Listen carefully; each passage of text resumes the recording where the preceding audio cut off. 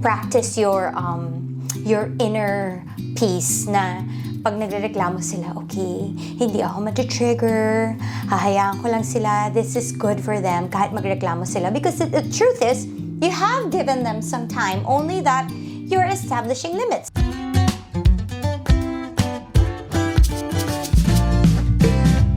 Syempre, let's talk about screen time, no less than screen time. I think all of us parents of this age, this generation, we're kind of like on the fence about how to give our children their screen time and like gadgets and what have you, like all things virtual instead of like physical. Because we are often threatened with like news here and there na, this is not good for our children. And yet, we have to ask, is it inevitable? And is it all that bad? Or is there no way to work around it? I do think that there is. I think that we could actually achieve a healthy balance between screen time and non-screen time activities as well. Like an online and an offline life. Pwede ba talaga yon? So today, I'm going to be sharing 3 tips when it comes to our screen time habits as a family, especially for our kids and our role as parents. Like, paano nga ba natin na-achieve yung healthy lang? But don't forget to watch the vlog until the very end kasi may isa pa akong bonus tip. So, actually, total of 4 to. So, the first tip is establish limits. Siguro naman pretty obvious na yon, di ba? Na hindi natin pwedeng pabayaan ang mga anak natin sa device nila for the entire day. And sadly, this really happens. But we really need to establish our limits when it comes to their usage of devices because, I don't know, not only because they're virtual, but sabi nga nila, kahit daw mga physical activities, wag daw natin bugbugin masyado ang bata ng mga kung ano-anong gawain na para bang ang goal natin ay bata pa lang sila ay maging busy na sila. Bakit? Because boredom is just as good for our children. Yan ang sinasabi ng mga developmental experts, so those who study children, na it's actually good for, well, they say for kids, but even for myself, for us to find ourselves bored.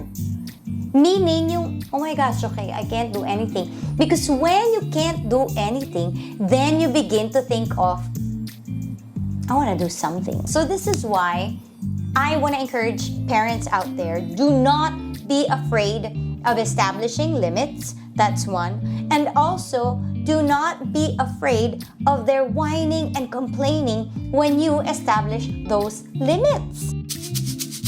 So I had been battling with that for years already. And I find that when I was able to address the very main root of the problem, which was, naiinis lang pala ako pag naririnig ko silang nagko-complain, I was able to treat the problem na, ang solusyon doon ay hindi sa yung wala na lang magko-complain or wala na lang mangungulit. Ang solusyon doon ay, tiisan na lang.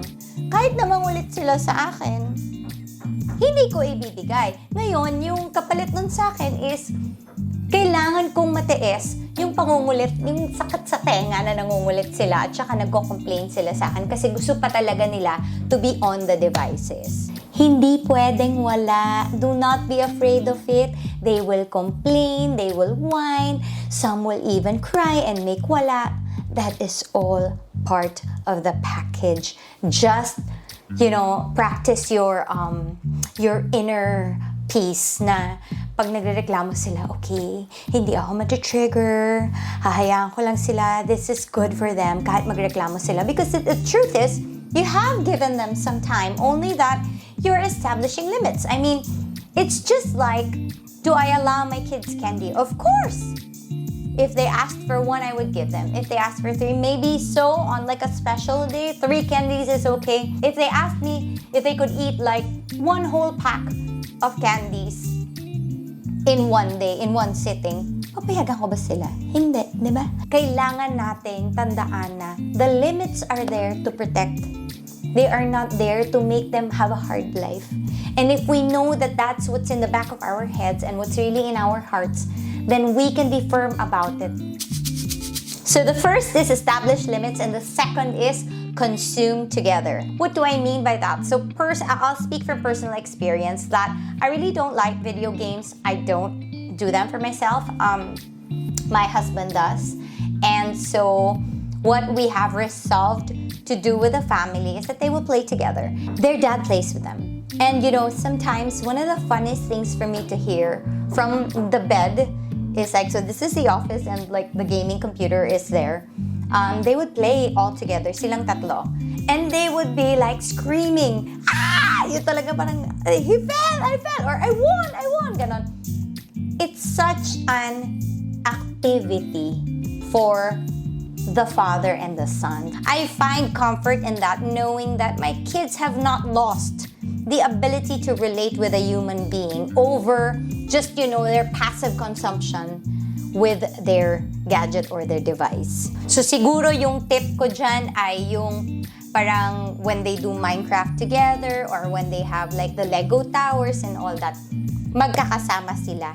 Ginagawa nila to together. Of course, no, not all the time, but what I appreciate about my husband or with my husband and what he does in this area is that he joins their world. He makes them feel na Minecraft is not only Philip's world or Manu's world or Roblox is like, sayo na lang yan. It's something that his father is involved in as well. And my very third is create, not only consume. We have a tendency to lump all digital things together, but in reality, not all of them are equal. Some are really designed for just consuming. Some naman require response, but not really a very educational response. So, di ba, parang magkakaiba yung levels niyan. And then others, they ask you to create. We have allowed Philip to explore animating with his like Legos on like this video app. It's hard to beat the convenience that a gadget can offer. But what we can do instead is choose well. Meron naman tayo, have a very good balance of fun and playful apps, even passive apps. Kasi, you know, entertainment is a part of life, okay? Hindi natin pwedeng tanggalin yan. Alam ko na hindi siya essentially a need, but sasabihin ko na lahat tayo kailangan natin yon, yung breather na, hindi naman kailangan laging natututo. Hindi naman kailangan laging makabuluhan yung ginagawa ko. Because sometimes, we need to just sit back, relax, and watch a movie. And we are down to my bonus tip for everybody. But before I give it away, please make sure that you have liked and subscribed to the Smart Parenting channel for more videos like this. Now, let's move on to the very last tip. Do not relinquish parental control. I think that the issue more often than not when it comes to like the screen time of our kids is that who gets to control what. Kaya po tayo mga magulang, may rason po yan. Kailangan po ng mag-guide at mag-establish ng control and limits, magpe-prepare ng environment at ng dadaanan ng path ng ating mga anak. And it is no different when it comes to their screen time, gadget time, or devices. So my tips under this bonus tip would be, one is, don't forget to research. Don't be mindless about the apps that you let your children use. I mean, if you, parang wag natin lang gawin na, okay, bigay ko na lang yung device, bahala ka na. Diba? Parang it's so dangerous out there. I mean, we all know it. Mag-TikTok ka nga lang, diba? Ilang sexy na kaagad yung makikita mo doon. Gusto ba talaga natin iwanan yung mga anak natin sa mindless na bagay? So I would say also, choose apps that care for children. And usually these apps actually have parental controls built within them. So YouTube has that. They have one for kids na, di ba? So talagang yon designed to protect the children. Netflix as well. Netflix is something that, this is what I learned just recently, that if you actually have several users in your family, what happens is, like for the adults, since we have access to everything and, you know, for a very good reason, kasi kaya na namin i-regulate yun, alam na namin yung mabuti para sa amin at hindi, there you can put a passkey for your account so that your children never get to enter your side of Netflix. And then when it comes to their account naman, you can limit it in such a way na yung good lang para sa age range nila. Na parang alam yun, sarili-sarili, bawat pamilya rin kasi ay may sariling set of values. And sometimes what works for another family does not work for ours. And so even if that show is great for their family, I would say never watch it in ours. So I would do something to block that out from my children's accounts on Netflix. And of course, ito na yung pinaka-last natin. We've been talking tech all throughout, and all of that's been, I believe you've heard me.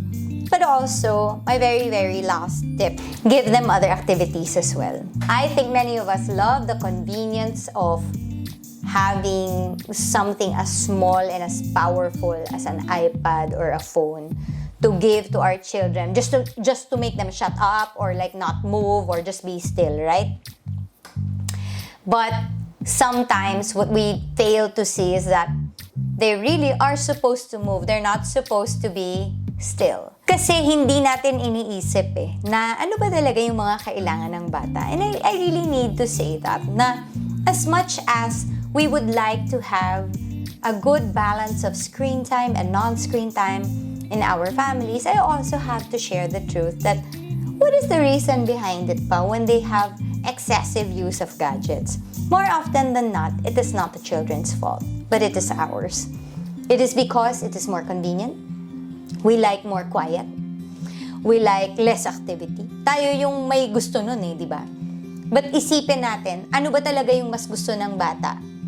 Kung tatanungin natin sila, gusto ba talaga nila na passive na lang sila at nanonood the whole time? Maybe they could be trained to like that. But honestly, if you gave them so much time to just be messy and dirty and paint and play with different textures, feel it with their skin, their hands, shout on the top of their lungs and scream out of happiness and just play with other kids or play with you, they would prefer that over their little devices that feed them, all sorts of things, but not the human connection that is actually essential to all of us. And you are their parent, so you have the control to make that happen. I think the very first point there, establish limits, is for you more than it is for your children. What are your limits for yourself? Sometimes when we are, especially I am a working parent, so when work takes over my life, it feels like the one that has to adjust is like my family more than my, myself and my work.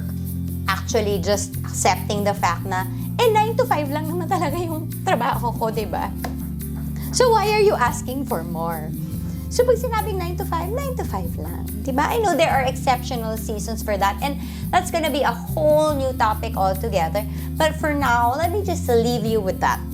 Na do not relinquish your parental control to gadgets, to apps, to companies that, make it sure that we're online all the time. Do not relinquish your parental control even to your children. You are their parent for a reason. You can establish the limits and the control that is best for your family.